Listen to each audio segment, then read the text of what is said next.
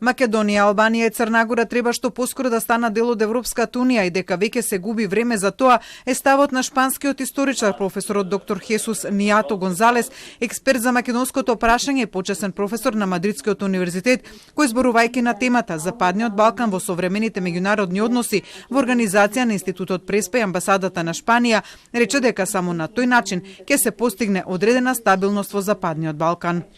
We need this three countries in the European Union is the only shield against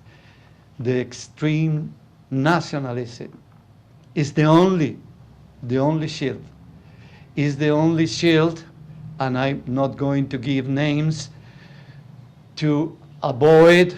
the return to the Balkans of certain powers in Europe.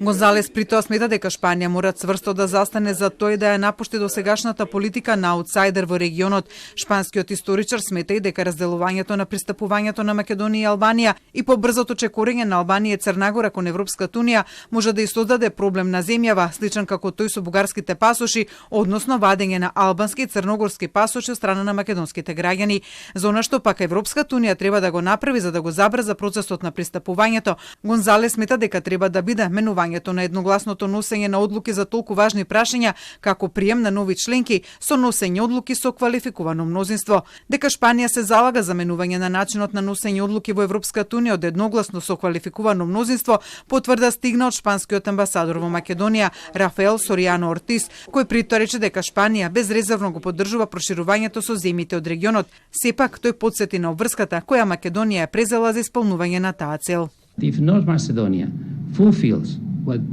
the country already agreed upon in 2022,